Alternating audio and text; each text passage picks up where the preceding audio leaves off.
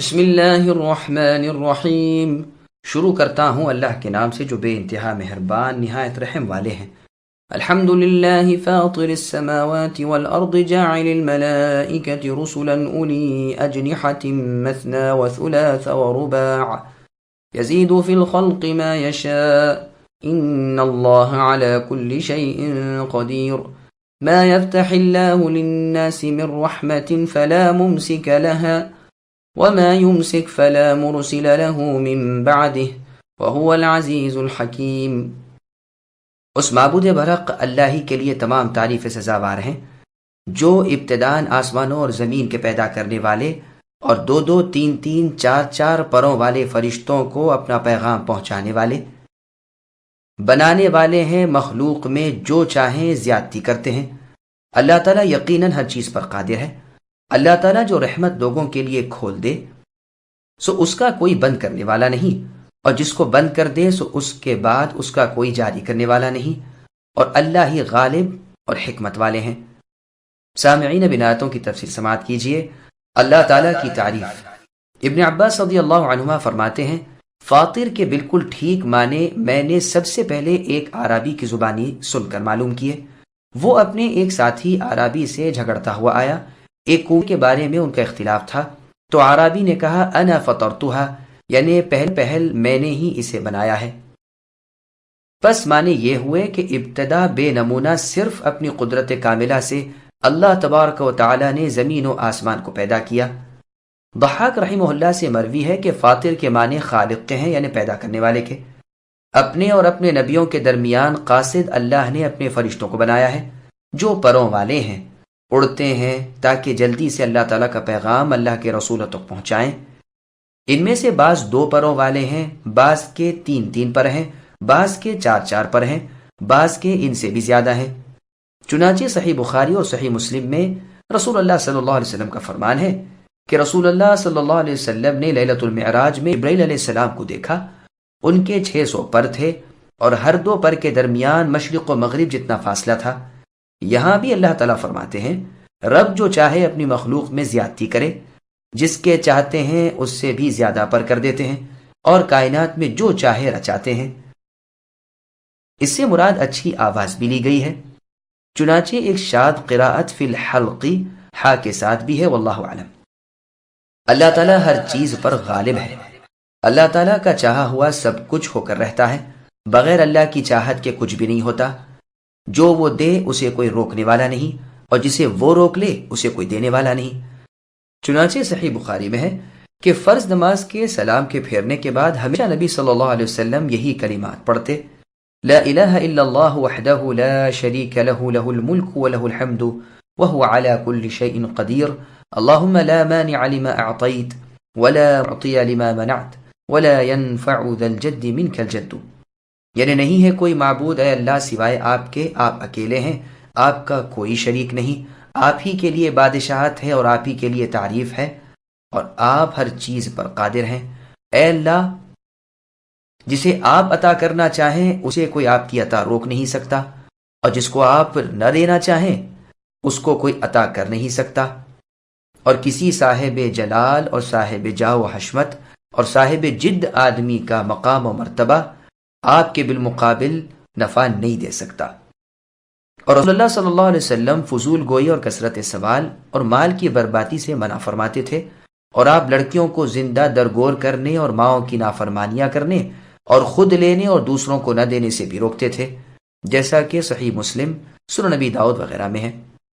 صحیح مسلم شریف میں ہے کہ رسول اللہ صلی اللہ علیہ وسلم رکوع سے سر اٹھاتے ہوئے سمع اللہ لمن حمدہ کہہ کر، جس کا معنی ہے اللہ نے اس کی سن لی جس نے اللہ کی تعریف کی، پھر فرماتے اللہم ربنا لک الحمد، اے اللہ، اے ہمارے رب، آپ ہی کے لیے تعریف ہے، ملء السماء والارض، آسمان اور زمین کے بھرانے کے برابر، وملء ما شئت من شیء بعد، اور اس کے بعد جس چیز کو بھی آپ بھر دینا چاہیں اس کے برابر آپ کی تعریف ہے۔ اللہم اہل الثناء والمجد، اے اللہ، بے شک آپ ہی اہل ثناء اور بزرگی والے ہیں۔ احق ما قال العبد، جو کچھ بندے نے کہا وہ سب سے حق بات ہے۔ وکلنا لک عبد، اور ہم میں سے ہر ایک آپ ہی کا بندہ ہے۔ اللہم لا مانع لما اعطیت، اے اللہ اس سے کوئی روک نہیں سکتا جس کو آپ عطا کرنا چاہیں، ولا معطی لما منعت، اور جس سے آپ روک لیں اسے کوئی عطا نہیں کر سکتا، ولا ينفع ذا الجد منك الجد، اور کسی بھی صاحب قوت اور طاقت شخص کا آپ کے مقابلے میں بچانا اسے نفع نہیں دیتا۔ اسی آیت جیسی سورہ انعام کی آیت نمبر 17 ہے، جس میں اللہ نے فرمایا وَإِن يَمْسَسْكَ اللَّهُ بِضُرٍّ الآیہ، اور بھی اس کی نظیر کی آیتیں بہت سی ہیں۔ امام مالک رحمہ اللہ فرماتے ہیں کہ بارش برستی تو ابو ہریرہ رضی اللہ عنہ فرماتے ہیں ہم پر فتح کے تارے سے بارش برسائی گئی، پھر اسی آیت کی تلاوت کرتے۔ یہ روایت ابن ابی حاتم میں ہے۔ یا ایہا الناس اذکروا نعمت اللہ علیکم هل من خالق غیر اللہ يرزقكم من السماء والارض لا الہ الا هو فأنا تؤفکون وَإِن يُكَذِّبُوكَ فَقَدْ كُذِّبَتْ رُسُلٌ مِّن قَبْلِكَ وَإِلَى اللَّهِ تُرْجَعُ الْأُمُورُ يَا أَيُّهَا النَّاسُ إِنَّ وَعْدَ اللَّهِ حَقٌّ فَلَا تَغُرَّنَّكُمُ الْحَيَاةُ الدُّنْيَا وَلَا يَغُرَّنَّكُمْ بِاللَّهِ الْغَرُورُ إِنَّ الشَّيْطَانَ لَكُمْ عَدُوٌّ فَاتَّخِذُوهُ عَدُوًّا انما يدعو حزبه ليكونوا من اصحاب السعیر۔ اے لوگو، تم پر جو انعام اللہ تعالیٰ نے کیے ہیں انہیں یاد رکھو۔ کیا اللہ تعالیٰ کے سوا اور کوئی بھی خالق ہے جو تمہیں آسمان و زمین سے روزی پہنچائے؟ اللہ کے سوا کوئی معبود برحق نہیں، بس تم کہاں الٹے جاتے ہو؟ اگر اے نبی یہ آپ کو جھٹلائیں تو آپ سے پہلے کے تمام رسول بھی جھٹلائے جا چکے ہیں۔ تمام کام اللہ ہی کی طرف لوٹائے جاتے ہیں۔ لوگو، اللہ تعالیٰ کا وعدہ سچا ہے، تمہیں دنیا کی زندگانی دھوکے میں نہ ڈالے اور نہ دھوکے باز شیطان تمہیں غفلت میں ڈالے۔ یاد رکھو شیطان تمہارا دشمن ہے، تم اسے دشمن جانو۔ وہ تو اپنے گروہ کو صرف اس لیے ہی بلاتا ہے کہ وہ سب جہنم واصل ہو جائیں۔ سامعین، اب ان آیتوں کی تفسیر سماعت کیجیے۔ اللہ کی نعمتوں سے اللہ کی پہچان۔ اس بات کی دلیل بیان ہو رہی ہے کہ عبادتوں کے لائق صرف اللہ تعالیٰ ہی کی ذات ہے، کیونکہ خالق و رازق صرف اللہ ہی ہے۔ پھر اللہ کے سوا دوسروں کی عبادت کرنا فاش بلکہ بھدی غلطی ہے۔ دراصل اللہ کے سوا لائق عبادت اور کوئی ہے ہی نہیں۔ پھر تم اس واضح دلیل اور ظاہر برہان کے بعد کیسے بہک رہے ہو اور دوسروں کی عبادت کی طرف جھکے جاتے ہو؟ شیطان لوگوں کا واضح دشمن ہے۔ اے نبی صلی اللہ علیہ وسلم، اگر آپ کے زمانے کے کفار آپ کی مخالفت کریں اور آپ کی بتلائی ہوئی توحید اور خود آپ کی سچی رسالت کو جھٹلائیں تو آپ شکستہ دل نہ ہو جایا کریں۔ اگلے نبیوں کے ساتھ بھی یہی ہوتا رہا۔ سب کاموں کا مرجع اللہ تعالیٰ کی طرف ہے، وہ سب کو ان کے تمام کاموں کا بدلہ دیں گے اور سزا جزا سب کچھ ہوگی۔ لوگوں، قیامت کا دن حق ہے، وہ یقیناً آنے والا ہے۔ وہ وعدہ اٹل ہے، وہاں کی نعمتوں کے بدلے یہاں کے فانی عیش پر الجھ نہ جاؤ۔ دنیا کی ظاہری عیش وہاں کی حقیقی خوشی سے کہیں تمہیں محروم نہ کر دے۔ اسی طرح شیطان مکار سے بھی ہوشیار رہنا، اس کے چلتے پھرتے جادو میں نہ پھنس جانا، اس کی جھوٹی اور چکنی چپڑی باتوں میں آ کر اللہ کے رسول صلی اللہ علیہ وسلم کے حق کلام کو نہ چھوڑ بیٹھنا۔ سورہ لقمان کے آخر میں بھی یہی فرمایا ہے۔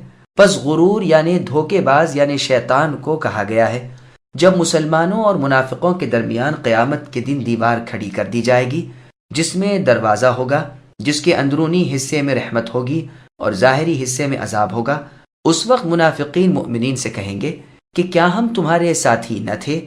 یہ یعنی ایمان والے جواب دیں گے کہ ہاں ساتھی تو تھے، لیکن تم نے تو خود کو فتنے میں ڈال دیا تھا اور سوچتے ہی رہے، شک و شبہ دور ہی نہ کیا، خواہشوں کو پورا کرنے میں ڈوبے رہے، یہاں تک کہ اللہ تعالیٰ کا حکم آ پہنچا اور دھوکے باز شیطان نے تمہیں بھلاوے دھوکے میں ہی رکھا۔ اس آیت میں بھی شیطان کو غرور کہا گیا ہے۔ پھر شیطانی دشمنی کو بیان کیا کہ وہ شیطان تمہیں اے انسانوں مطلع کر کے تمہاری دشمنی اور بربادی کا بیڑا اٹھائے ہوئے ہے، پھر تم کیوں اس کی باتوں میں آ جاتے ہو اور اس کے دھوکے میں پھنس جاتے ہو؟ اس کی اور اس کی فوج کی تو عین تمنا ہے کہ وہ تمہیں بھی اپنے ساتھ گھسیٹ کر جہنم میں لے جائے۔ اللہ تعالیٰ قوی و عزیز سے ہماری دعا ہے کہ وہ ہمیں شیطان کا دشمن ہی رکھے اور اس کے مکر سے ہمیں محفوظ رکھے اور اپنی کتاب اور اپنے نبی صلی اللہ علیہ وسلم کی حدیثوں اور سنتوں کی پیروی کی توفیق عطا فرمائے۔ اللہ تعالیٰ ہر چیز پر قادر ہے اور دعاؤں کے قبول فرمانے والے ہیں۔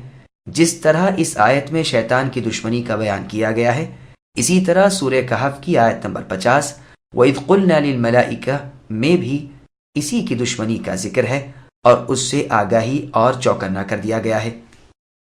الذين كفروا لهم عذاب شديد والذين آمنوا وعملوا الصالحات لهم مغفرة وأجر كبير أفمن زين له سوء عمله فرآه حسنا فإن الله يضل من يشاء ويهدي من يشاء فلا تذهب نفسك عليهم حسرات إن الله عليم بما يصنعون۔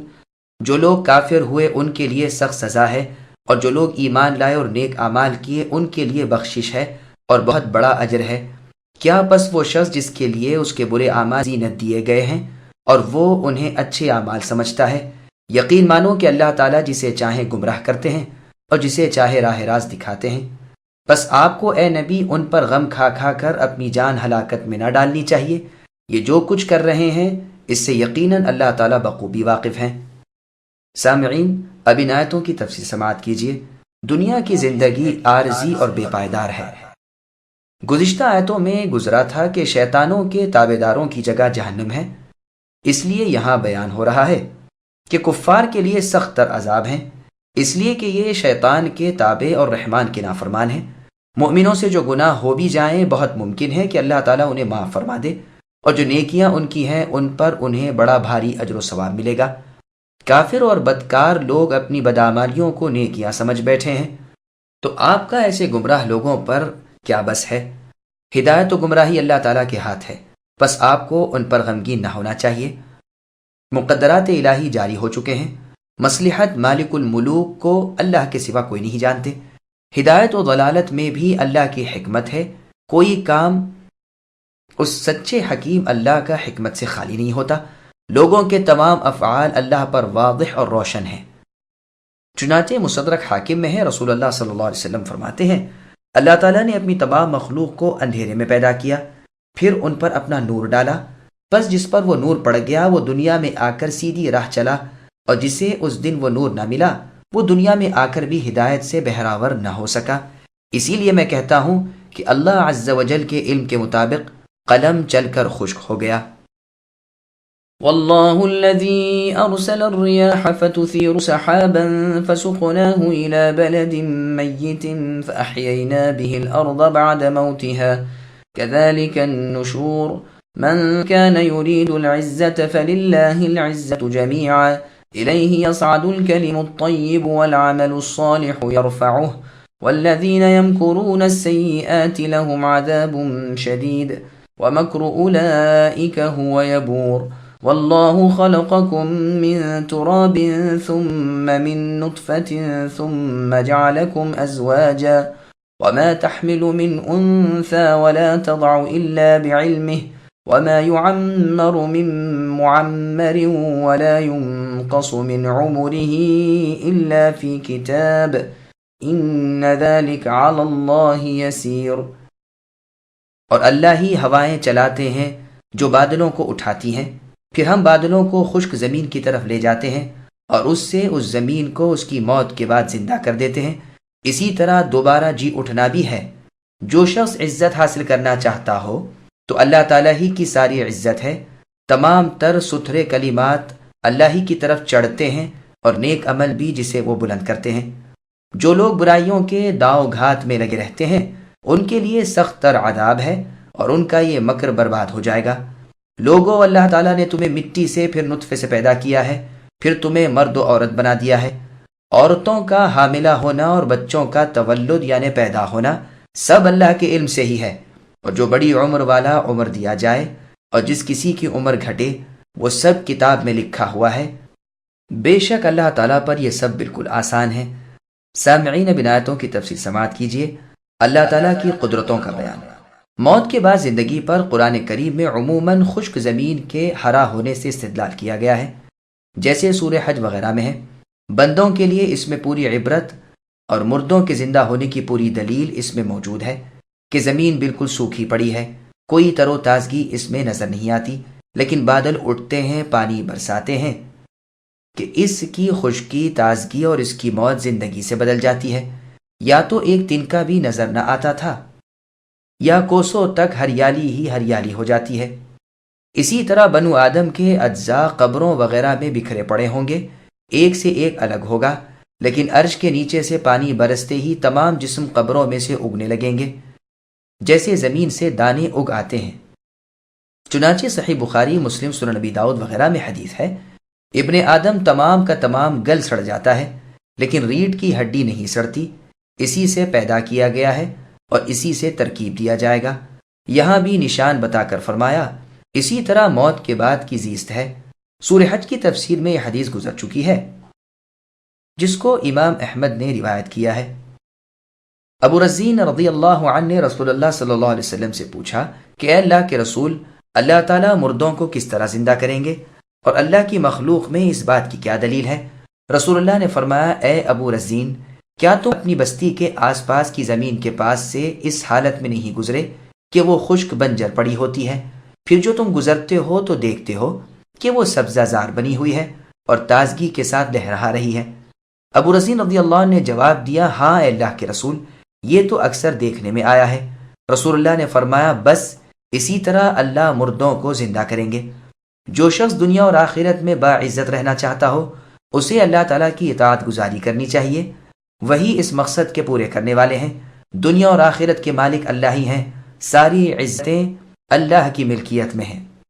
چنانچہ اور آیت میں ہے کہ جو لوگ مؤمنوں کو چھوڑ کر کفار سے دوستیاں کرتے ہیں کہ ان کے پاس ہماری عزت ہو، وہ عزت سے ہاتھ دھو رکھیں۔ عزتیں تو اللہ تعالیٰ کے قبضے میں ہیں۔ اور جگہ فرمانے علی شان ہے، اے نبی، آپ کو ان کی باتیں غمناک نہ کریں، تمام تر عزتیں اللہ تعالیٰ ہی کے لیے ہیں۔ اور سورہ منافقون کی آیت نمبر 8 میں اللہ نے فرمایا، وَلِلَّهِ الْعِزَّةُ وَلِرَسُولِهِ وَلِلْمُؤْمِنِينَ وَلَكِنَّ الْمُنَافِقِينَ لَا يَعْلَمُونَ۔ اور عزتیں اللہ تعالیٰ ہی کے لیے ہیں اور اللہ کے رسول صلی اللہ علیہ وسلم کے لیے اور ایمان والوں کے لیے، لیکن منافق بے علم ہیں۔ مجاہد رحمہ اللہ فرماتے ہیں، بتوں کی پرستش میں عزت نہیں، عزتوں والے تو صرف اللہ تعالیٰ ہی ہے۔ پس بقول قتادہ رحمہ اللہ آیت کا مطلب یہ ہے کہ طالب عزت کو احکام الہی کی تعمیل میں مشغول رہنا چاہیے۔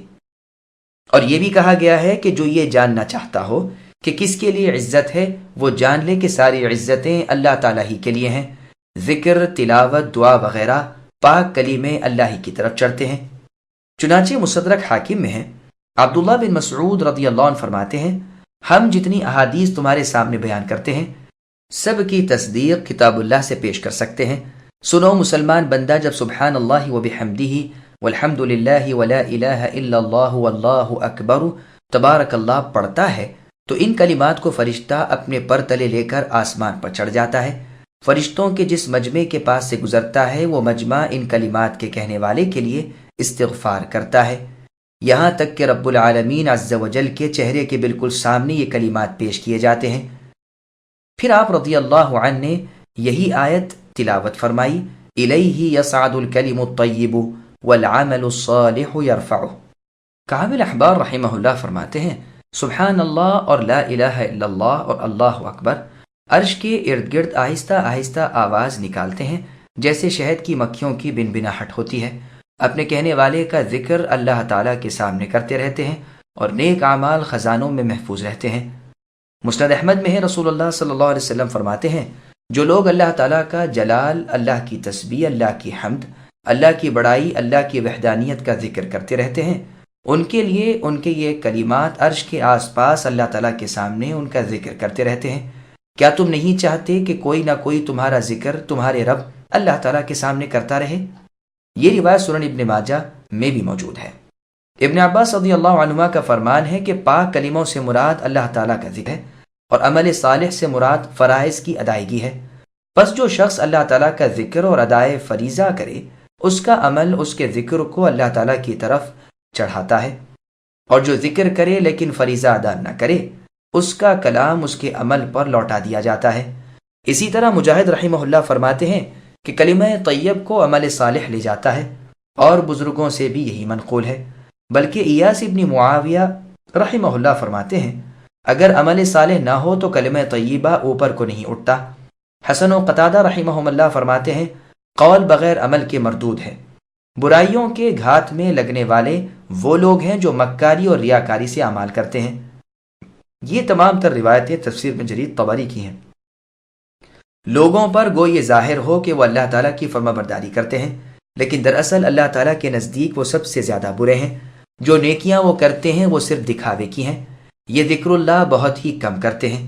عبد الرحمن فرماتے ہیں اس سے مراد مشرک ہیں، لیکن صحیح یہ ہے کہ یہ آیت عام ہے۔ مشرک اس میں بطریق اولا داخل ہیں، ان کے لیے سخت عذاب ہیں اور ان کا مکر فاسد و باطل ہے۔ ان کا جھوٹ آج نہیں تو کل کھل جائے گا۔ عقل مند ان کے مکر سے واقف ہو جائیں گے۔ جو شخص جو کچھ کرے اس کا اثر اس کے چہرے سے ظاہر ہو جاتا ہے، اس کی زبان اسی رنگ سے رنگ دی جاتی ہے۔ جیسا باطن ہوتا ہے اسی کا عکس ظاہر پر بھی پڑتا ہے۔ ریاکار شخص کی بے ایمانی لمبی مدت تک پوشیدہ نہیں رہ سکتی۔ ہاں کوئی بیوقوف اس کے دام میں پھنس جائے تو اور بات ہے۔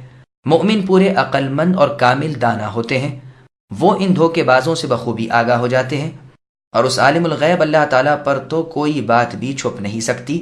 اللہ تعالیٰ نے تمہارے باپ آدم علیہ السلام کو مٹی سے پیدا کیا اور ان کی نسل کو ایک ذلیل پانی سے جاری رکھا، پھر تمہیں جوڑا جوڑا بنایا، یعنی مرد و عورت۔ یہ بھی اللہ کا لطف و کرم اور انعام و احسان ہے کہ مردوں کے لیے بیویاں بنائیں جو ان کے سکون و راحت کا سبب ہیں۔ ہر حاملہ کے حمل کی اور ہر بچے کے پیدا ہونے کی اللہ کو خبر ہے، بلکہ ہر پتے کے جھڑنے سے اور اندھیرے میں پڑے ہوئے دانے سے اور ہر تر و خشک چیز سے وہ اللہ تعالیٰ بخوبی واقف ہیں، بلکہ اللہ کی کتاب میں وہ سب کچھ لکھا ہوا ہے۔ اسی آیت جیسی آیت سورہ رعد کی آیت نمبر 8 ہے، جس میں اللہ نے فرمایا اللہ یعلم ما تحمل کل انثی، اور وہیں اس کی پوری تفسیر بھی گزر چکی ہے۔ اسی طرح اللہ تعالیٰ عالم الغیب کو یہ بھی علم ہے کہ کس نطفے کو لمبی عمر ملنے والی ہے، یہ بھی اللہ کے پاس لکھا ہوا ہے۔ وَلَا يُنْقَصُ مِنْ عُمُرِهِ میں ہا کی ضمیر کا مرجع جنس ہے، عین ہی نہیں، اس لیے کہ طول عمر کتاب میں ہے اور اللہ تعالیٰ کے علم میں اس کی عمر سے کمی نہیں ہوتی۔ جنس کی طرف بھی ضمیر لوٹتی ہے، جیسے عرب میں کہا جاتا ہے عندی ثوب ونصفہ، یعنی میرے پاس ایک کپڑا ہے اور دوسرے کپڑے کا آدھا۔ ابن عباس رضی اللہ عنہما سے مروی ہے کہ اللہ تعالیٰ فرماتے ہیں جس شخص کے لیے میں نے لمبی عمر مقدر کی ہے وہ اسے پوری کر کے ہی رہے گا، لیکن وہ لمبی عمر میری کتاب میں لکھی ہوئی ہے وہیں تک پہنچے گی، اور جس کے لیے میں نے عمر کم مقرر کی ہے اس کی حیات اسی عمر تک پہنچے گی۔ یہ سب کچھ اللہ تعالیٰ کی پہلی کتاب میں لکھی ہوئی ہے، موجود ہے، اور رب پر یہ سب کچھ آسان ہے۔ عمر کے ناقص ہونے یعنی گھٹنے کا ایک مطلب یہ بھی ہو سکتا ہے کہ جو نطفہ تمام ہونے سے پہلے ہی گر جاتا ہے وہ بھی اللہ تعالیٰ کے علم ہے۔ بعض انسان 100 سال کی عمر پاتے ہیں اور بعض پیدا ہوتے ہی مر جاتے ہیں۔ 60 سال سے کم عمر میں مرنے والا بھی ناقص العمر والا ہے۔ یہ بھی کہا گیا ہے کہ ماں کے پیٹ میں عمر کی لمبائی یا کمی لکھ لی جاتی ہے۔ ساری مخلوق کی یکساں عمر نہیں ہوتی، کوئی لمبی عمر والا، کوئی کم عمر والا، یہ سب اللہ تعالیٰ کے ہاں لکھا ہوا ہے اور اسی کے مطابق ظہور میں آ رہا ہے۔ بعض کہتے ہیں اس کے معنی یہ ہے کہ جو اجل یعنی مدت لکھی گئی ہے اور اس میں سے جو گزر رہی ہے سب اللہ تعالیٰ کے علم میں ہے اور اللہ کی کتاب میں لکھی ہوئی ہیں۔ بخاری اور مسلم وغیرہ میں ہے، رسول اللہ فرماتے ہیں جو چاہے کہ اس کی روزی اور عمر بڑھے وہ صلہ رحمی کیا کرے، یہ اللہ تعالیٰ پر آسان ہے۔ اللہ کا علم اللہ کے پاس ہے، اللہ کا علم تمام مخلوق کو گھیرے ہوئے ہے، وہ اللہ ہر چیز کو جانتے ہیں، اللہ پر کچھ بھی چھپا ہوا نہیں، سب ظاہر ہے۔ وما يستوي البحران هذا عذب فرات سائغ شرابه وهذا ملح أجاج ومن كل تأكلون لحما طريا وتستخرجون حلية تلبسونها وترى الفلك فيه مواخر لتبتغوا من فضله ولعلكم تشكرون۔ اور برابر نہیں دو دریا، یہ میٹھا ہے، پیاس بجھاتا ہے، پینے میں رچتا پچتا، اور یہ دوسرا کھاری ہے، کڑوا۔ تم ان دونوں میں سے تازہ گوشت کھاتے ہو اور وہ زیورات نکالتے ہو جنہیں تم پہنتے ہو۔ اور اے نبی آپ دیکھتے ہیں کہ بڑی بڑی کشتیاں پانی کو چیرنے پھاڑنے والی ان دریاؤں میں ہیں تاکہ تم اللہ کا فضل ڈھونڈو اور تاکہ تم اللہ کی شکر گزاری کرو۔ سامعین اب اس آیت کی تفسیر سماعت کیجیے۔ اللہ تعالیٰ کی عجیب قدرت کا بیان۔ مختلف قسم کی چیزوں کی پیدائش کو بیان فرما کر اپنی زبردست قدرت کو اللہ تعالیٰ ثابت کر رہے ہیں۔ 2 قسم کے دریا پیدا کر دیے، ایک کا تو صاف ستھرا میٹھا اور عمدہ پانی جو آبادیوں میں جنگلوں میں برابر بہہ رہا ہے، اور دوسرے ساکن دریا جن کا پانی کھاری اور کڑوا ہے، جس میں بڑی بڑی کشتیاں اور جہاز چل رہے ہیں۔ اور دونوں قسم کے دریا میں سے قسم قسم کی مچھلیاں تم نکالتے ہو اور تر و تازہ گوشت کھاتے رہتے ہو، پھر ان میں سے زیور نکالتے ہو، یعنی لؤلؤ اور مرجان۔ یہ کشتیاں برابر پانی کو کاٹتی رہتی ہیں، ہواؤں کا مقابلہ کر کے چلتی رہتی ہیں، تاکہ تم اللہ کا فضل تلاش کر لو، تجارتی سفر ان پر طے کرو، ایک ملک سے دوسرے ملک میں پہنچ سکو، اور تاکہ تم اپنے رب کا شکر کرو کہ اللہ نے یہ سب چیزیں تمہاری تابع فرمان بنا دیں۔ تم سمندر سے، دریاؤں سے، کشتیوں سے نفع حاصل کرتے ہو، جہاں جانا چاہو پہنچ جاتے ہو۔ اس قدرت والے اللہ تعالیٰ نے زمین و آسمان کی چیزوں کو تمہارے لیے مسخر کر دیا ہے، یہ صرف اللہ ہی کا فضل و کرم ہے۔ يولج الليل في النهار ويولج النهار في الليل وسخر الشمس والقمر كل يجري لأجل مسمى ذلكم الله ربكم له الملك والذين تدعون من دونه ما يملكون من قطمير إن تدعوهم لا يسمعوا دعاءكم ولو سمعوا ما استجابوا لكم وَيَوْمَ الْقِيَامَةِ يَكْفُرُونَ بِشِرْكِكُمْ وَلَا يُنَبِّئُكَ مِثْلُ خَبِيرٍ۔ اللہ تعالیٰ وہ ہیں کہ جو رات کو دن میں اور دن کو رات میں داخل کرتے ہیں۔ آفتاب و مہتاب کو اللہ ہی نے کام میں لگا دیا ہے، ہر ایک میعاد معین پر چل رہا ہے۔ یہی ہے اللہ تعالیٰ تم سب کے پالنے والے، اللہ ہی کی سلطنت ہے۔ جنہیں تم اللہ کے سوا پکار رہے ہو وہ تو کھجور کی گھٹلی کے چھلکے کے بھی مالک نہیں، اگر تم انہیں پکارو تو وہ تمہاری پکار سنتے ہی نہیں، اور اگر بالفرض سن بھی لیں تو قبول نہیں کر سکتے ہیں، بلکہ قیامت کے دن تمہارے اس شرک کا صاف انکار کر جائیں گے۔ اور اے نبی، آپ کو کوئی بھی خبردار اللہ کی طرح خبردار نہیں کر سکتا۔ سامعین، اب ان آیتوں کی تفسیر سماعت کیجیے۔ دن اور رات کی تخلیق اللہ تعالیٰ کی عظیم قدرت کی نشانی ہے۔ اللہ تعالیٰ اپنی قدرت کاملہ کا بیان فرما رہے ہیں کہ اللہ نے رات کو اندھیرے والی اور دن کو روشنی والا بنایا ہے۔ کبھی کی راتیں بڑی، کبھی کے دن بڑے، کبھی دونوں یکساں، کبھی جاڑے ہیں، کبھی گرمیاں ہیں۔ اللہ ہی نے سورج اور چاند کو اور تھمے ہوئے اور چلتے پھرتے ستاروں کو مطیع کر رکھا ہے۔ مقدار معین پر اللہ تعالیٰ کی طرف سے مقرر شدہ چال پر چلتے رہتے ہیں۔ پوری قدرتوں والے اور کامل علم والے اللہ تعالیٰ نے یہ نظام قائم کر رکھا ہے جو برابر چل رہا ہے، اور وقت مقررہ یعنی قیامت تک یوں ہی جاری رہے گا۔ جس اللہ تعالیٰ نے یہ سب کیا ہے وہی دراصل لائق عبادت ہے، اور وہی سب کے پالنے والے بھی۔ اللہ کے سا کوئی بھی لائق عبادت نہیں۔ جن بتوں کو، درگاہوں اور قبروں کو اللہ تعالیٰ کے سوا جن جن کو لوگ پکارتے ہیں، خواہ وہ فرشتے ہی کیوں نہ ہوں، انبیاء ہوں، رسول ہوں، اولیاء ہوں، اور اللہ کے پاس بڑے درجے رکھنے والے ہی کیوں نہ ہوں، لیکن سب کے سب اللہ کے سامنے محض مجبور اور بالکل بے بس ہیں۔ کھجور کی گھٹلی کے اوپر کے باریک چھلکے جیسی چیز کا بھی انہیں اختیار نہیں۔ آسمان و زمین کی حقیر سے حقیر چیز کے بھی وہ مالک نہیں۔ جن جن کو تم اے مشرکو اللہ تعالیٰ کے سوا پکارتے ہو وہ تمہاری آواز سنتے ہی نہیں۔ تمہاری یہ بت وغیرہ بے جان چیزیں کان والی نہیں جو سن سکیں، بے جان چیزیں بھی کہیں کسی کی سن سکتی ہیں، اور بالفرض تمہاری پکار سن بھی لیں تو چونکہ ان کے قبضے میں کوئی چیز نہیں، اس لیے وہ تمہاری حاجت پوری کر نہیں سکتے۔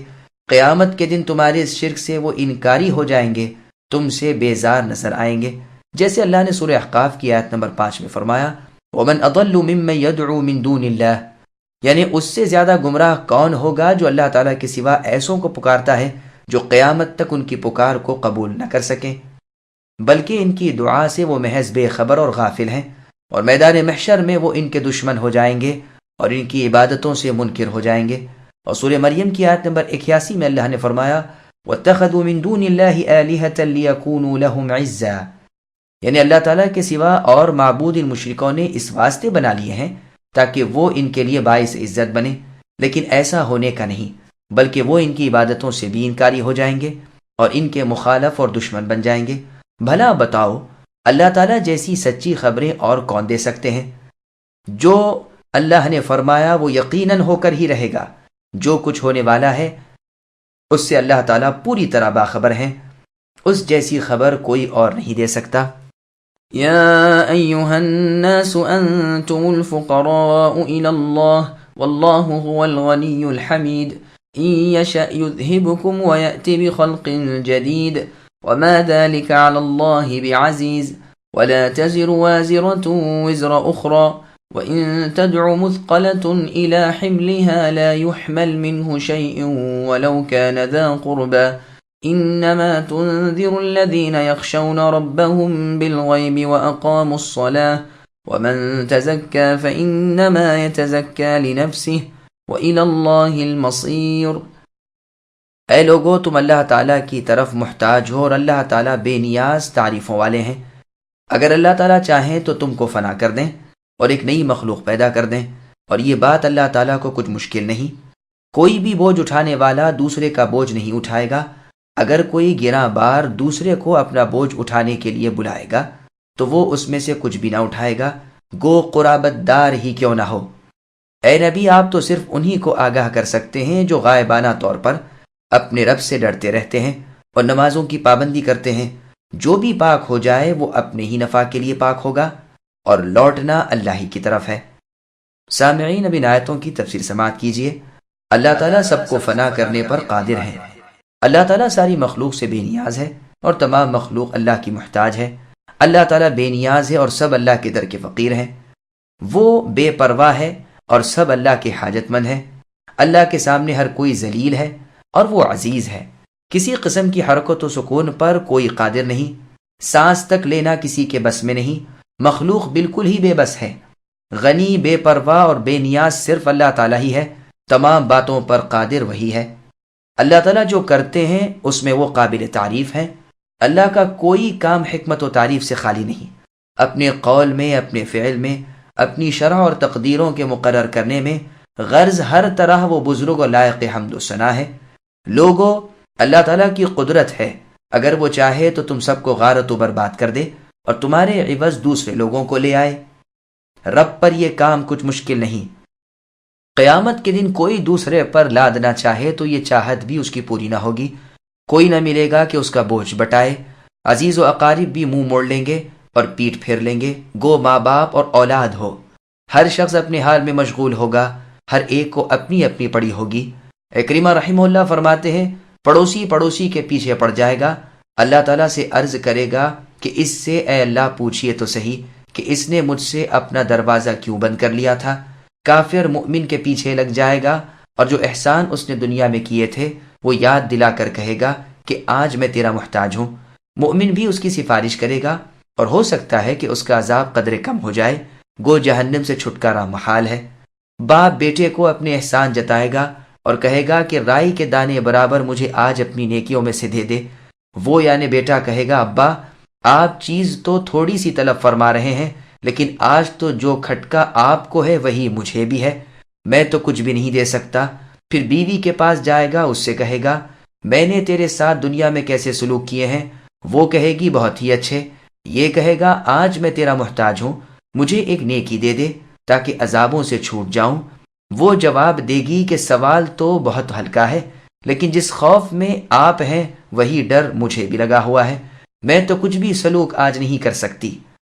قرآن کریم میں سورہ لقمان کی آیت نمبر 33 میں اللہ نے فرمایا، لا يجزی والد عن ولده ولا مولود هو جاز عن والده شیئا، یعنی آج نہ باپ بیٹے کے کام آئے نہ بیٹا باپ کے کام آئے۔ اور سورہ عبس کی آیت نمبر 34 میں اللہ نے فرمایا، یوم یفر المرء من اخیہ الآیات، یعنی آج قیامت کے دن انسان اپنے بھائی سے، ماں سے، باپ سے، بیوی سے اور اولاد تک سے بھاگتا پھرے گا۔ ہر شخص اپنے حال میں مست و بے خود ہوگا، ہر ایک دوسرے سے غافل ہوگا۔ اے نبی، آپ کے واعظ و نصیحت سے وہی لوگ فائدہ اٹھا سکتے ہیں جو عقل مند اور صاحب فراست ہوں، جو اپنے رب سے قدم قدم پر خوف کرنے والے اور اطاعت الہی کرتے ہوئے نمازوں کو پابندی سے ادا کرنے والے ہوں۔ نیک اعمالیاں خود تم ہی کو نفع دیں گی، جو پاکیزگیاں تم کرو ان کا نفع تم ہی کو پہنچے گا۔ آخر اللہ تعالیٰ کے پاس جانا ہے، اللہ کے سامنے پیش ہونا ہے، حساب کتاب اللہ کے سامنے ہونا ہے، اعمال کا بدلہ اللہ تعالیٰ خود دینے والے ہیں۔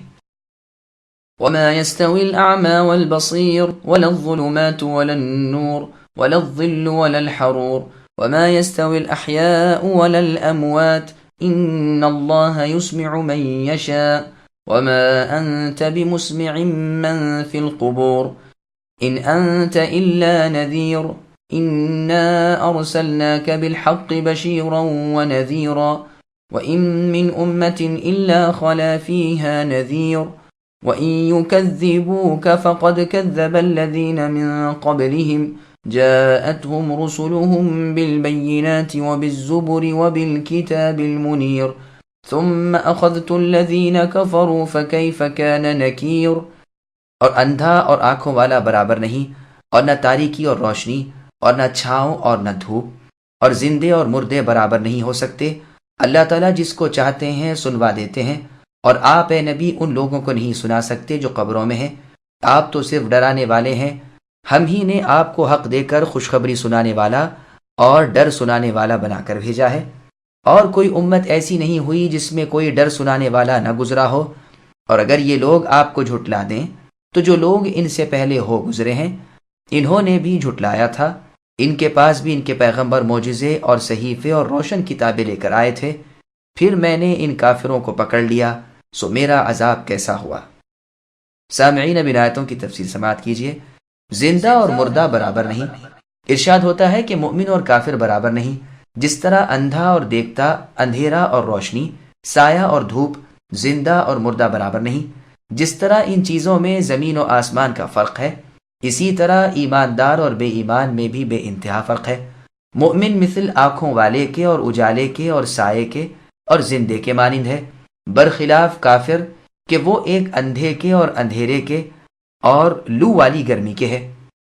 جیسا اللہ تعالیٰ نے سورہ انعام کی آیت نمبر 122 میں فرمایا، اومن کان میتا فاحییناہ الآیہ، یعنی جو مردہ تھا پھر اسے ہم نے زندہ کر دیا اور اسے نور دیا جسے لیے ہوئے لوگوں میں چل پھر رہا ہے۔ ایسا شخص اور وہ شخص جو اندھیروں میں گھرا ہوا ہے جن سے نکل ہی نہیں سکتا، یہ دونوں برابر ہو نہیں سکتے۔ اور سورہ ہود کی آیت نمبر 24 میں فرمایا، مثل الفریقین الآیہ، یعنی ان دونوں جماعتوں کی مثال اندھے اور بہرے اور دیکھتے سنتے کی سی ہے۔ مؤمن تو آنکھوں اور کانوں والا، اجالے اور نور والا ہے، پھر راہ مستقیم پر ہے جو صحیح طور پر سایوں اور نہروں والی جنت میں پہنچے گا، اور اس کے برعکس کافر اندھا، بہرا اور اندھیروں میں پھنسا ہوا ہے جن سے نکل ہی نہیں سکتا، اور ٹھیک جہنم میں پہنچے گا جو حرارت، تندی، تیزی اور گرمی والی آگ کا مخزن ہے۔ اللہ تعالیٰ جسے چاہیں سنا دیں، یعنی اس طرح سننے کی توفیق دیں کہ سن کر قبول بھی کرتا جائے۔ آپ اے نبی قبر والوں کو نہیں سنا سکتے، یعنی جس طرح کوئی مرنے کے بعد قبر میں دفنا دیا جائے تو اسے پکارنا بے سود ہے، اسی طرح کفار ہیں کہ ہدایت و دعوت ان کے لیے بیکار ہے۔ اسی طرح ان مشرکوں پر انہی کی بدبختی چھا گئی ہے اور ان کی ہدایت کی کوئی صورت باقی نہیں رہی۔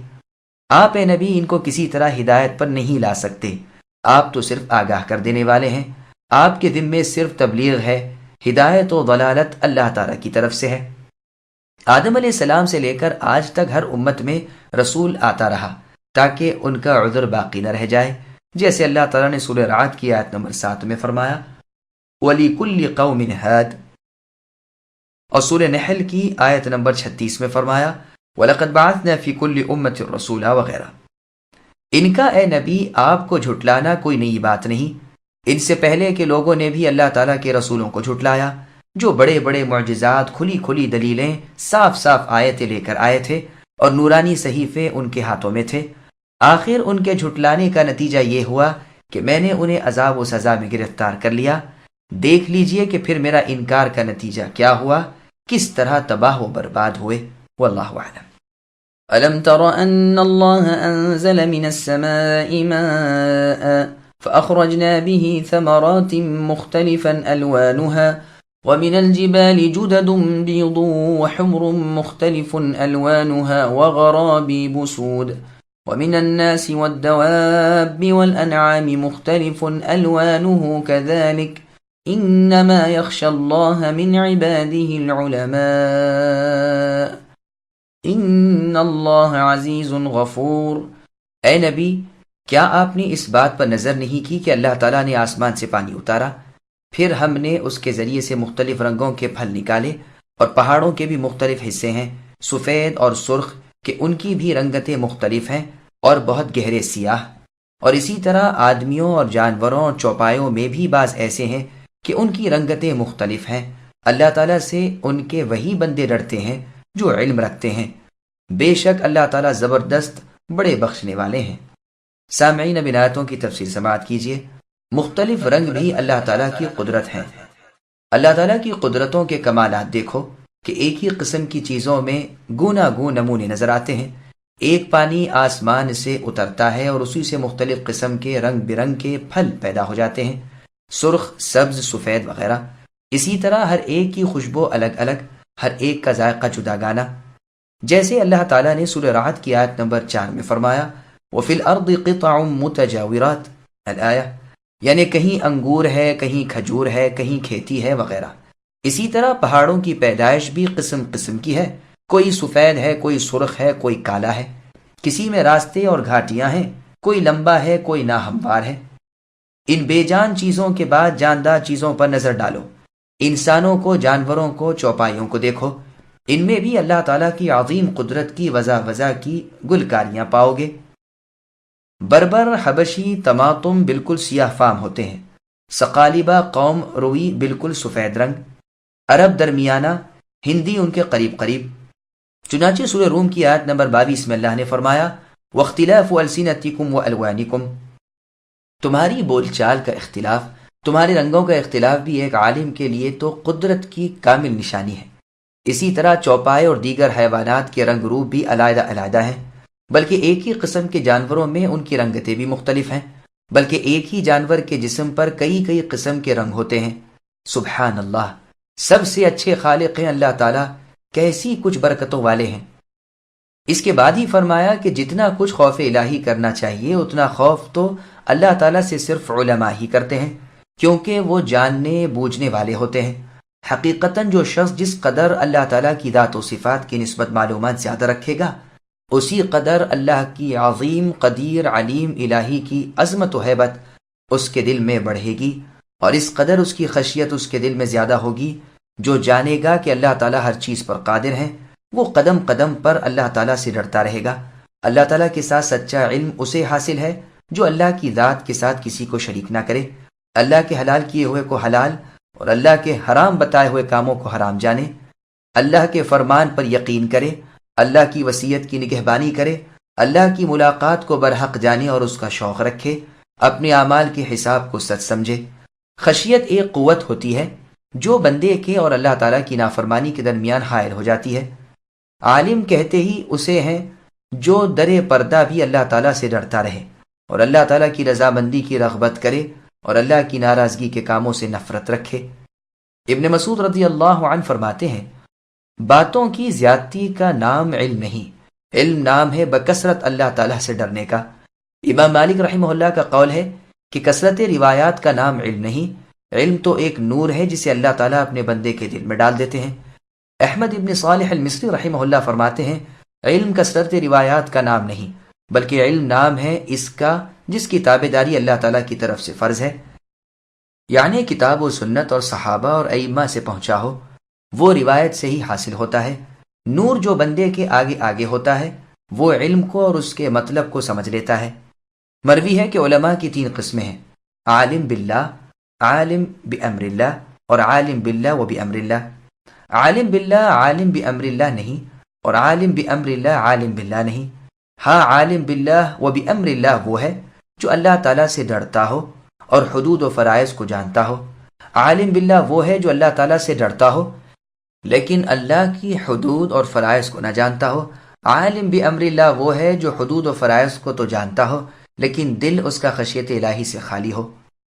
إن الذين يتلون كتاب الله وأقاموا الصلاة وأنفقوا مما رزقناهم سرا وعلانية يرجون تجارة لن تبور ليوفيهم أجورهم ويزيدهم من فضله إنه غفور شكور والذي أوحينا إليك من الكتاب هو الحق مصدقا لما بين يديه إن الله بعباده لخبير بصير ثم أورثنا الكتاب الذين اصطفينا من عبادنا فمنهم ظالم لنفسه ومنهم مقتصد ومنهم سابق بالخيرات بإذن الله ذلك هو الفضل الكبير۔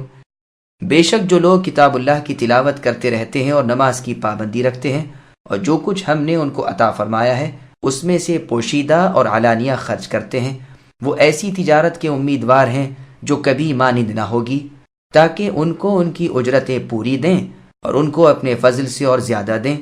بے شک اللہ تعالیٰ بڑے بخشنے والے، بڑے قدردان ہیں۔ اور یہ کتاب جو ہم نے آپ پر اے نبی وحی کے طور پر بھیجی ہے، یہ بالکل ٹھیک ہے، جو کہ اپنے سے پہلی کتابوں کی بھی تصدیق کرتی ہے۔ اللہ تعالیٰ اپنے بندوں کی پوری خبر رکھنے والے، خوب دیکھنے والے ہیں۔ پھر یہ کتاب ہم نے ان لوگوں کے ہاتھوں میں پہنچائی جن کو ہم نے اپنے بندوں میں سے پسند فرمایا، پھر بعض تو ان میں اپنی جانوں پر ظلم کرنے والے ہیں اور بعض ان میں متوسط درجے کے ہیں اور بعض ان میں اللہ تعالیٰ کی توفیق سے نیکیوں میں ترقی کیے چلے جاتے ہیں۔ یہ اللہ تعالیٰ کا بڑا فضل ہے۔ سامعین، اب ان آیتوں کی تفصیل سماعت کیجیے۔ مؤمنوں کی صفات۔ مؤمن بندوں کی نیک صفتیں بیان ہو رہی ہیں کہ وہ کتاب اللہ کی تلاوت میں مشغول رہا کرتے ہیں، ایمان کے ساتھ بڑھتے رہتے ہیں، عمل بھی ہاتھ سے جانے نہیں دیتے، نماز کے پابند، زکوٰۃ، خیرات کے عادی، پوشیدہ علانیہ اللہ تعالیٰ کے بندوں کے ساتھ سلوک کرنے والے ہوتے ہیں اور اپنے مال کے ثواب کے امیدوار اللہ سے ہوتے ہیں جس کا ملنا یقینی ہے۔ جیسے کہ اس تفسیر کے شروع میں فضائل قرآن کے ذکر میں ہم نے بیان کیا ہے کہ کلام اللہ شریف اپنے ساتھی سے کہے گا کہ ہر تاجر اپنی تجارت کے پیچھے ہے اور تو سب کی سب تجارتوں کے پیچھے ہے۔ انہیں ان کے پورے ثواب ملیں گے، بلکہ بہت بڑھا چڑھا کر ملیں گے جس کا خیال بھی نہیں۔ اللہ تعالیٰ گناہوں کے بخشنے والے اور چھوٹے اور تھوڑے عمل کا بھی قدردان ہے۔ قرآن اللہ تعالیٰ کا سچا کلام ہے۔ قرآن اللہ تعالیٰ کا حق کلام ہے۔ جس طرح اگلی کتابیں اس کی خبر دیتی رہیں، یہ بھی ان اگلی سچی کتابوں کی سچائی ثابت کر رہا ہے۔ رب خبردار ہے اور سب کو دیکھ رہے ہیں، ہر مستحق فضیلت کو بخوبی جانتے ہیں۔ انبیاء علیہم السلام کو اور انسانوں پر اللہ نے اپنے وسیع علم سے فضیلت دی ہے، پھر انبیاء علیہم السلام میں بھی آپس میں مرتبے مقرر کر دیے ہیں، اور علی الاطلاق محمد صلی اللہ علیہ وسلم کا درجہ سب سے بڑا کر دیا ہے۔ اللہ تعالیٰ اپنے تمام انبیاء علیہم السلام پر درود و سلام بھیجے۔ قرآن پر عمل کرنے والے لوگ، جس کتاب کا اوپر ذکر ہوا تھا، اس بزرگ کتاب یعنی قرآن کریم کو ہم نے اپنے چنندہ بندوں کے ہاتھوں میں دیا، یعنی اس امت کے ہاتھوں۔ پھر ان میں 3 قسم کے لوگ ہو گئے، بعض تو ذرا کچھ آگے پیچھے ہو گئے، وہ ظالم نفس کہلائے۔ ان سے کچھ حرمت والے کام بھی سرزد ہو گئے، بعض درمیانہ درجے کے رہے جنہوں نے محرمات سے اجتناب کیا، واجبات بجا لائے، لیکن کبھی کبھی کوئی مستحب کام ان سے چھوٹ بھی گیا اور کبھی کوئی ہلکی سی نافرمانی بھی سرزد ہو گئی۔ بعض درجوں میں بہت ہی آگے نکل گئے، واجبات چھوڑ کر مستحبات کو بھی انہوں نے نہ چھوڑا اور محرمات چھوڑ کر مکروہات سے بھی اکثر الگ رہے، بلکہ بعض مرتبہ مباح چیزوں کو بھی ڈر کر چھوڑ دیا۔ تفسیر ابن جریر طبری میں ہے کہ ابن عباس رضی اللہ عنہما فرماتے ہیں کہ پسندیدہ بندوں سے مراد امت محمدیہ ہے، جو اللہ تعالیٰ کی ہر کتاب کی وارث بنائی گئی ہے۔ ان میں جو اپنی جانوں پر ظلم کرتے ہیں انہیں بخشا جائے گا، اور ان میں جو درمیانہ لوگ ہیں ان سے آسانی سے حساب لیا جائے گا، اور ان میں جو نیکیوں میں بڑھ جانے والے ہیں انہیں بے حساب جنت میں پہنچایا جائے گا۔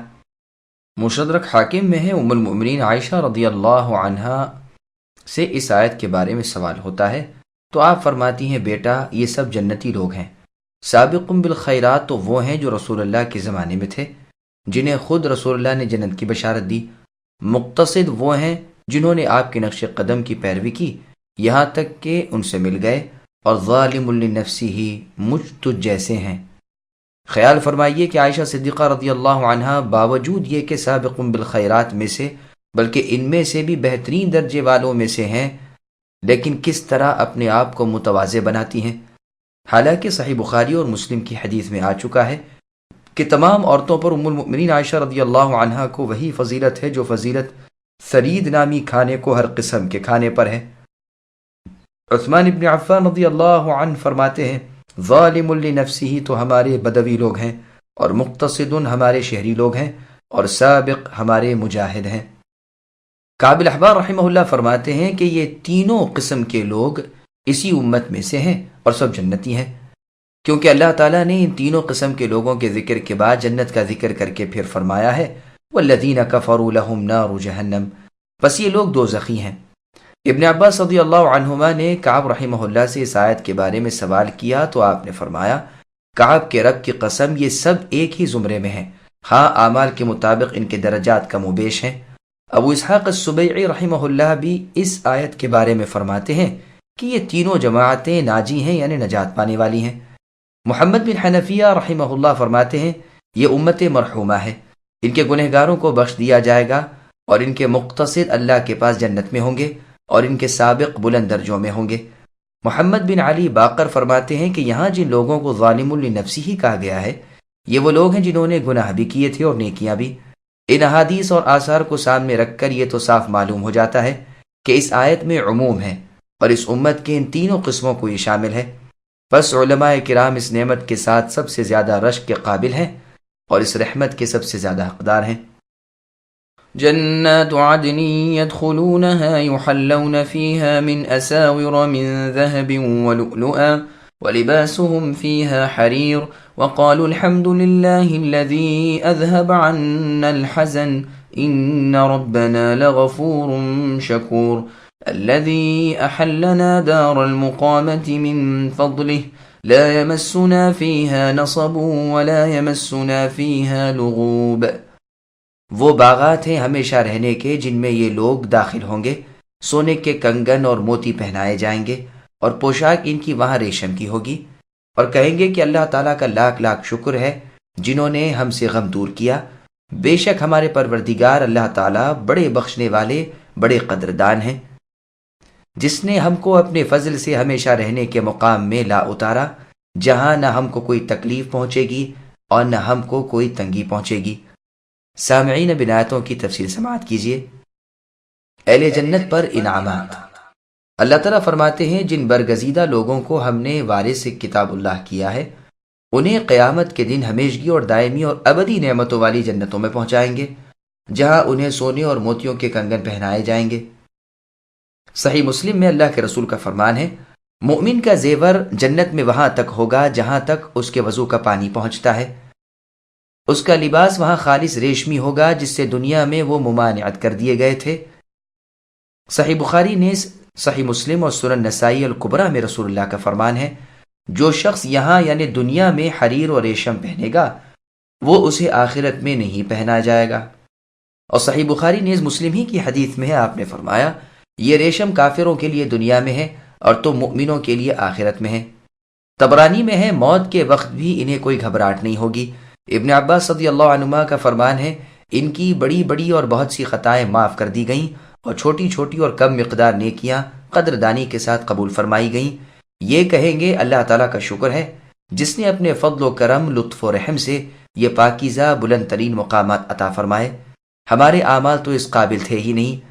چنانچہ صحیح بخاری، صحیح مسلم، مسند احمد وغیرہ میں ہے رسول اللہ فرماتے ہیں تم میں سے کسی کو اس کے اعمال جنت میں نہیں لے جا سکتے۔ لوگوں نے پوچھا آپ کو بھی نہیں؟ فرمایا نہ مجھے، مگر اسی صورت میں کہ اللہ تعالیٰ کی رحمت میرا ساتھ دے۔ وہ کہیں گے یہاں تو ہمیں نہ کسی طرح کی مشقت و محنت، نہ ہے تھکان اور تکلیف ہے، روح الگ خوش ہے، جسم الگ راضی ہے۔ بدلہ ہے اس کا جو دنیا میں اللہ تعالیٰ کی راہ کی تکلیفیں انہیں اٹھانی پڑتی تھیں، آج راحت ہی راحت ہے۔ ان سے کہہ دیا گیا ہے کہ پسند اور دل پسند کھاتے پیتے رہو، اس کے بدلے جو دنیا میں تم نے میری فرما برداریاں کی۔ والذين كفروا لهم نار جهنم لا يقضى عليهم فيموتوا ولا يخفف عنهم من عذابها كذلك نجزي كل كفور وهم يصطرخون فيها ربنا أخرجنا نعمل صالحا غير الذي كنا نعمل أولم نعمركم ما يتذكر فيه من تذكر وجاءكم النذير فذوقوا فما للظالمين من نصير۔ اور جو لوگ کافر ہیں ان کے لیے دوزخ کی آگ ہے، نہ تو ان کی قضا ہی آئے گی یعنی موت کہ مر ہی جائیں، اور نہ دوزخ کا عذاب ہی ان سے ہلکا کیا جائے گا۔ ہم ہر کافر کو ایسی ہی سزا دیتے ہیں اور وہ لوگ اس میں چلاتے ہوں گے کہ اے ہمارے پروردگار، ہم کو نکال لیجئے، ہم اچھے کام کریں گے برخلاف ان کاموں کے جو دنیا میں کیا کرتے تھے۔ کیا ہم نے تم کو اتنی عمر نہ دی تھی کہ جس کو سمجھنا ہوتا وہ سمجھ سکتا، اور تمہارے پاس ڈرانے والا بھی پہنچا تھا؟ سو مزہ اب چکھو کہ ایسے ظالموں کا کوئی مددگار نہیں۔ سامعین، اب ان آیتوں کی تفسیر سماعت کیجیے۔ اہل جہنم کی سزا۔ نیک لوگوں کا حال بیان فرما کر اب برے لوگوں کا حال بیان ہو رہا ہے کہ یہ دوزخ کی آگ میں جلتے جھلستے رہیں گے، انہیں وہاں موت بھی نہیں آئے گی جو مر جائیں، جیسے اللہ تعالیٰ نے سورہ اعلیٰ کی آیت نمبر 13 میں فرمایا، لا يموت فیہا ولا یحیا، نہ یہ جہنمی وہاں مریں گے نہ ہی اچھی زندگی ان کی ہوگی۔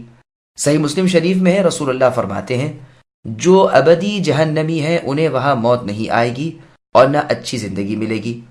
وہ تو کہیں گے، اے داروغ جہنم، تم ہی اللہ تعالیٰ سے دعا کرو کہ اللہ تعالیٰ ہمیں موت دے دے، لیکن جواب ملے گا کہ تم تو یہیں پڑے رہو گے۔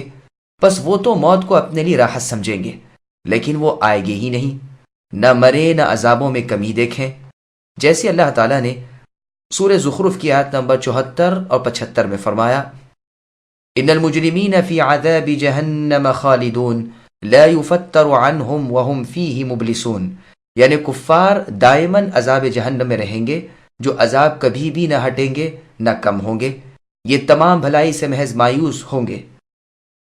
اور سورہ اسراء کی آیت نمبر 97 میں اللہ نے فرمایا، کلما خبت زدناہم سعیرا، یعنی جہنم کی آگ جب کبھی بجھنے لگے گی، دھیمی پڑے گی، ہم اسے اور تیز کر دیں گے۔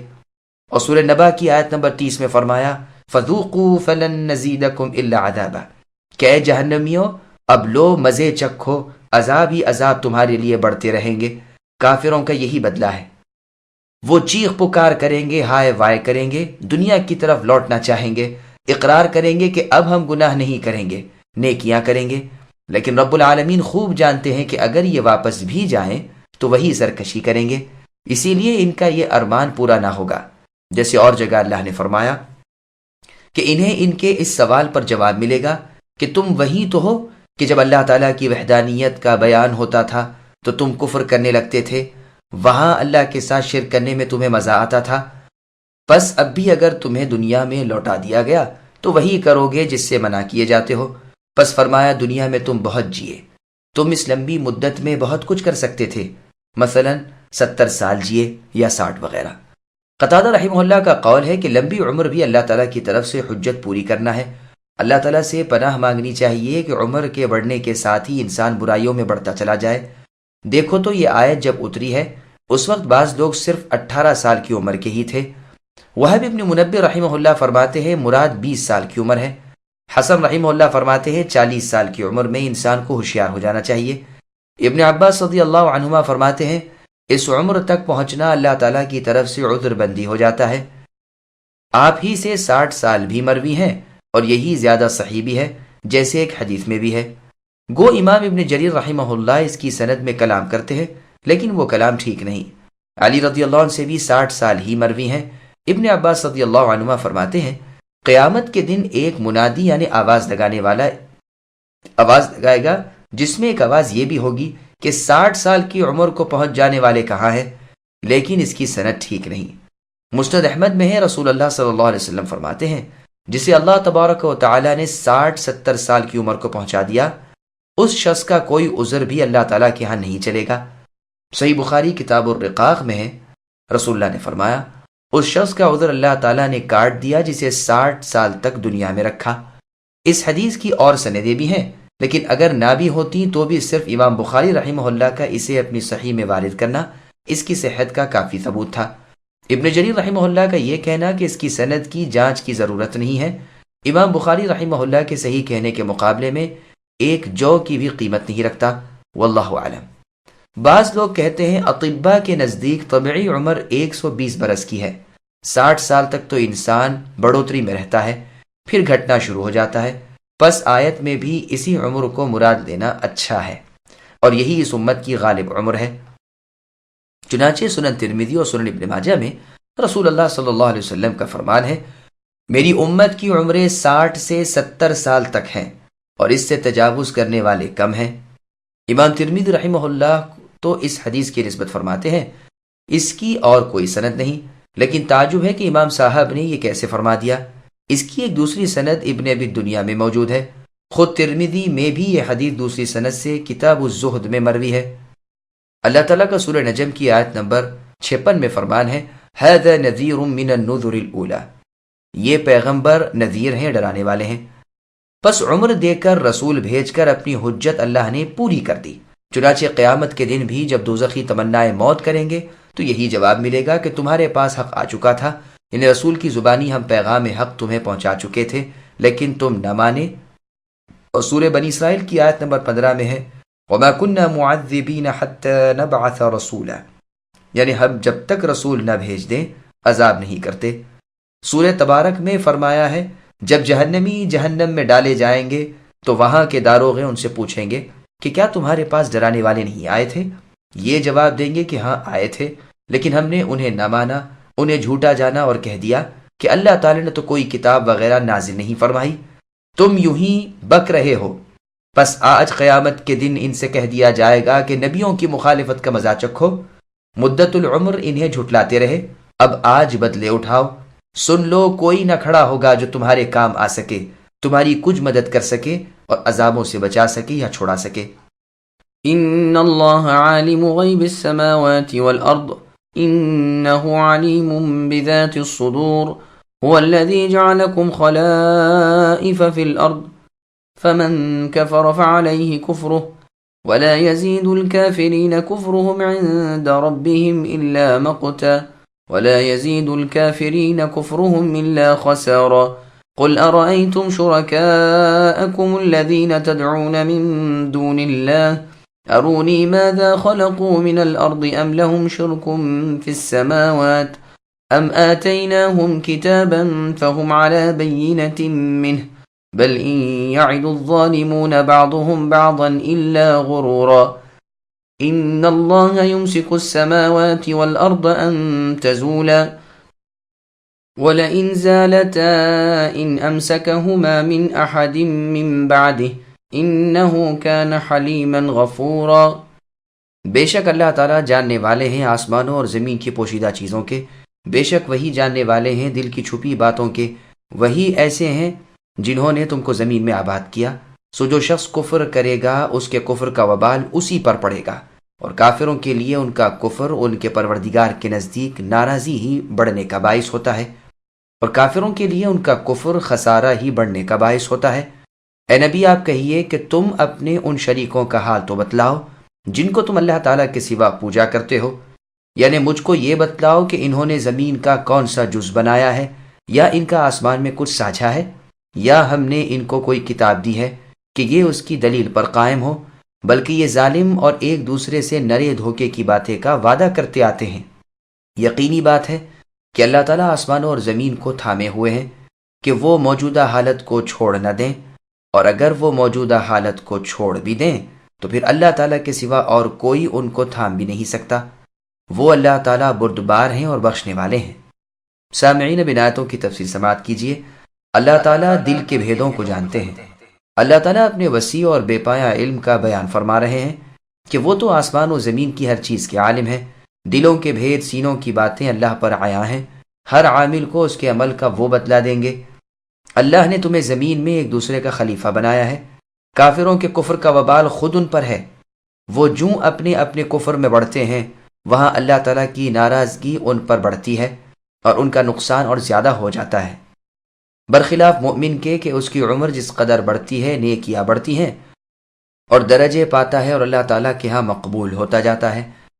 باطل معبودوں نے کچھ پیدا نہیں کیا۔ اللہ تعالیٰ اپنے رسول محمد صلی اللہ علیہ وسلم سے فرما رہے ہیں کہ آپ مشرکوں سے فرمائیے کہ اللہ تعالیٰ کے سوا جن جن کو تم پکارا کرتے ہو تم مجھے بھی تو ذرا دکھاؤ کہ انہوں نے کس چیز کو پیدا کیا ہے، یا یہی ثابت کر دو کہ آسمانوں میں ان کا کون سا ساجھا ہے، جبکہ نہ وہ خالق نہ ساجھی، پھر تم اللہ تعالیٰ کو چھوڑ کر انہیں کیوں پکارو؟ وہ تو ایک ذرے کے بھی مالک نہیں۔ اچھا یہ بھی نہیں تو کم از کم اپنے اس کفر و شرک کی کوئی کتابی دلیل ہی پیش کر دو، لیکن تم یہ بھی نہیں کر سکتے۔ حقیقت یہ ہے کہ تم صرف اپنی نفسانی خواہشوں اور اپنی رائے کے پیچھے لگ گئے ہو، دلیل کچھ بھی نہیں، باطل جھوٹ اور دھوکے بازی میں مبتلا ہو۔ ایک دوسرے کو فریب دے رہے ہو، اپنے ان جھوٹے معبودوں کی کمزوری اپنے سامنے رکھ کر اللہ تعالیٰ کی جو سچے معبود ہیں قدرت و طاقت دیکھو کہ آسمان و زمین اللہ کے حکم سے قائم ہے، ہر ایک اپنی اپنی جگہ رکا ہوا اور تھما ہوا ہے، ادھر ادھر جنبش بھی تو نہیں کر سکتا، آسمان کو زمین پر گر پڑنے سے اللہ تعالیٰ روکے ہوئے ہے، یہ دونوں اللہ کے فرمان سے ٹھہرے ہوئے ہیں، اللہ کے سوا کوئی نہیں جو انہیں تھام سکے، روک سکے، نظام پر قائم رکھ سکے۔ اللہ تعالیٰ حلیم و غفور کو دیکھو کہ مخلوق و مملوک کی نافرمان سرکشی، کفر و شرک دیکھتے ہوئے بھی بردباری اور بخشش سے کام لے رہے ہیں، ڈھیل اور مہلت دیے ہوئے ہیں، گناہوں کو معاف فرماتے جاتے ہیں۔ ابن ابی حاتم میں اس آیت کی تفسیر میں ایک غریب بلکہ منکر حدیث ہے کہ موسیٰ علیہ السلام کا ایک واقعہ رسول اللہ نے ایک مرتبہ ممبر پر فرمایا کہ موسیٰ علیہ السلام کے دل میں خیال گزرا کہ اللہ تعالیٰ کبھی سوتے بھی ہیں، تو اللہ تعالیٰ نے ایک فرشتہ ان کے پاس بھیج دیا جس نے انہیں 3 دن تک سونے نہ دیا، پھر ان کے ایک ایک ہاتھ میں ایک ایک بوتل دی اور حکم دیا کہ ان کی حفاظت کرو، یہ گرے نہیں، ٹوٹے نہیں۔ موسیٰ علیہ السلام انہیں ہاتھوں میں لے کر حفاظت کرنے لگے، لیکن نیند کا غلبہ تھا، اونگ آنے لگی، کچھ جھونکے تو ایسے آئے کہ آپ ہوشیار ہو گئے اور بوتل گرنے نہ دی، لیکن آخر نیند غالب آ گئی اور بوتلیں ہاتھ سے چھوٹ کر زمین پر گر گئیں اور چورا چورا ہو گئیں۔ مقصد یہ تھا کہ سونے والا 2 بوتلیں بھی تھام نہیں سکتا، پھر اگر اللہ تعالیٰ سوتے تو زمین و آسمان کی حفاظت اللہ سے کیسے ہوتی؟ لیکن بظاہر معلوم ہوتا ہے کہ یہ رسول اللہ کا فرمان نہیں بلکہ بنی اسرائیل کی گھڑنت ہے۔ بھلا موسیٰ علیہ السلام جیسا جلیل القدر پیغمبر یہ تصور بھی کیسا کر سکتا ہے کہ اللہ تعالیٰ سو جاتے ہیں؟ باوجود یہ کہ اللہ تعالیٰ اپنی صفات میں فرما چکے ہیں کہ اللہ تعالیٰ کو تو نہ اونگ آئے نہ نیند، زمین و آسمان کی کل چیزوں کے مالک اللہ تعالیٰ ہی ہیں۔ بخاری اور مسلم میں حدیث ہے، اللہ کے رسول صلی اللہ علیہ وسلم فرماتے ہیں کہ اللہ تعالیٰ نہ سوتے ہیں، نہ سونا اللہ کی شان شان ہے، وہ ترازو کو اونچا نیچا کرتے رہتے ہیں، دن کے عمل رات سے پہلے اور رات کے اعمال دن سے پہلے اللہ کی طرف چڑھ جاتے ہیں۔ اللہ کا حجاب نور ہے یا فرمایا آگ ہے، اگر اللہ تعالیٰ اس حجاب کو کھول دے تو اللہ کے چہرے کی تجلیاں یعنی شعائیں جہاں تک اللہ کی نگاہ پہنچتی ہے سب مخلوق کو جلا دیں۔ یہ روایت صحیح مسلم، سنن ابن ماجہ، مسند احمد وغیرہ میں ہے۔ ابن جریر میں ہے کہ ایک شخص عبداللہ ابن مسعود رضی اللہ عنہ کے پاس آیا، آپ نے اس سے دریافت فرمایا کہ کہاں سے آ رہے ہو؟ اس نے کہا ملک شام سے۔ پوچھا وہاں کس سے ملے؟ کہا کعب سے۔ پوچھا کعب نے کیا بات بیان کی؟ کہا یہ کہ آسمان ایک فرشتے کے کندھے تک گھوم رہے ہیں۔ پوچھا تم نے انہیں سچ جانا یا جھٹلایا؟ جواب دیا کچھ بھی نہیں کیا۔ فرمایا پھر تو تم نے کچھ بھی نہیں کیا؟ کہا سنو، کعب نے غلط کہا۔ پھر آپ نے اسی آیت کی تلاوت فرمائی، اس کی اسناد صحیح ہیں۔ دوسری سند میں آنے والے کا نام ہے کہ وہ جندب البجلی رضی اللہ عنہ تھے۔ امام مالک رحمہ اللہ بھی اس کی تردید کرتے تھے کہ آسمان گردش میں ہے، اور اسی آیت سے دلیل لیتے تھے اور اس حدیث سے بھی جس میں ہے مغرب میں ایک دروازہ ہے جو توبہ کا دروازہ ہے، وہ بند نہ ہوگا جب تک کہ آفتاب مغرب سے طلوع نہ ہو۔ یہ روایت سنن ترمذی نے، سنن ابن ماجہ اور مسند احمد وغیرہ میں ہے۔ واللہ سبحانہ وتعالی اعلم۔ وَأَقْسَمُوا بِاللَّهِ جَهْدَ أَيْمَانِهِمْ لَئِن جَاءَهُمْ نَذِيرٌ لَيَكُونُنَّ أَهْدَى مِنْ إِحْدَى الْأُمَمِ فَلَمَّا جَاءَهُمْ نَذِيرٌ مَا زَادَهُمْ إِلَّا نُفُورًا اسْتِكْبَارًا فِي الْأَرْضِ وَمَكْرَ السَّيِّئِ وَلَا يَحِيقُ الْمَكْرُ السَّيِّئُ إِلَّا بِأَهْلِهِ فَهَلْ يَنظُرُونَ إِلَّا سُنَّةَ الْأَوَّلِينَ فَلَن تَجِدَ لِسُنَّةِ اللَّهِ تَبْدِيلًا وَلَن تَجِدَ لِسُنَّةِ اللَّهِ تَحْوِيلًا۔ اور ان کفار نے بڑی زوردار قسم کھائی تھی کہ اگر ان کے پاس کوئی ڈرانے والا آئے تو وہ ہر امت سے زیادہ ہدایت قبول کرنے والے ہوں، پھر جب ان کے پاس ایک پیغمبر آ پہنچے تو بس ان کی نفرت ہی کو ترقی ہوئی، دنیا میں اپنے کو بڑا سمجھنے کی وجہ سے اور ان کی بری تدبیروں کی وجہ سے، اور بری تدبیروں کا وبال ان تدبیر والوں ہی پر پڑتا ہے۔ سو کیا یہ اسی دستور کے منتظر ہیں جو اگلے لوگوں کے ساتھ ہوتا رہا ہے؟ سو آپ اے نبی اللہ تعالیٰ کے دستور کو کبھی بدلتا ہوا نہ پائیں گے، اور آپ اللہ تعالیٰ کے دستور کو کبھی منتقل ہوتا ہوا نہ پائیں گے۔ سامعین اب ان آیتوں کی تفسیر سماعت کیجیے۔ کفار کا ہدایت کو قبول کرنے کی قسمیں کھانا۔ قریش نے اور عرب نے رسول اللہ صلی اللہ علیہ وسلم کی بعثت سے پہلے بڑی قسمیں کھا رکھی تھیں کہ اگر اللہ تعالیٰ کا کوئی رسول ہم میں آئے تو ہم تمام دنیا سے زیادہ اس کی تابعداری کریں گے، جیسے اللہ تعالیٰ نے سورہ انعام کی آیت نمبر 156 میں فرمایا ان تقولوا انما انزل الکتاب الآیہ، یعنی اس لیے کہ تم یہ نہ کہہ سکو کہ ہم سے پہلے کی جماعتوں پر تو البتہ کتابیں اتری لیکن ہم تو ان سے بے خبر ہی رہے، اگر ہم پر کتاب اترتی تو ہم ان سے بہت زیادہ راہ یافتہ ہو جاتے۔ تو لو اب تو خود تمہارے پاس تمہاری رب کی بھیجی ہوئی دلیل آ پہنچی، ہدایت و رحمت خود تمہارے ہاتھوں میں دی جا چکی، اب بتلاؤ کہ رب کی آیتوں کی تکذیب کرنے والوں اور ان سے منہ موڑنے والوں سے زیادہ ظالم کون ہے؟ اور آیتوں میں ہے کہ یہ کہا کرتے تھے کہ اگر ہمارے اپنے پاس اگلے لوگوں کے عبرتناک واقعات ہوتے تو ہم تو اللہ تعالیٰ کے مخلص بندے بن جاتے، لیکن پھر بھی انہوں نے ان کے پاس آ چکنے کے بعد کفر کیا، اب انہیں عنقریب اس کا انجام معلوم ہو جائے گا۔ ان کے پاس اللہ تعالیٰ کے آخری پیغمبر محمد صلی اللہ علیہ وسلم اور رب کی آخری اور افضل ترین کتاب قرآن مجید آ چکی، لیکن یہ کفر میں اور بڑھ گئے، انہوں نے اللہ تعالیٰ کی باتیں ماننے سے تکبر کیا، خود نہ مان کر پھر اپنی مکاریوں سے اللہ تعالیٰ کے بندوں کو اللہ تعالیٰ کی راہ سے روکا، لیکن انہیں باور کر لینا چاہیے کہ اس کا وبال خود ان پر پڑے گا، یہ اللہ تعالیٰ کا نہیں البتہ اپنا بگاڑ رہے ہیں۔ رسول اللہ صلی اللہ علیہ وسلم فرماتے ہیں مکاریوں سے پرہیز کرو، مکر کا بوجھ مکار پر ہی پڑتا ہے اور اس کی جواب دہی اللہ تعالیٰ کے ہاں ہوگی۔ محمد بن کعب القرظی رحمہ اللہ فرماتے ہیں 3 کاموں کا کرنے والا نجات نہیں پا سکتا، ان کاموں کا وبال اس پر یقیناً آ پڑتا ہے، مکر اور بغاوت اور وعدوں کو توڑ دینا۔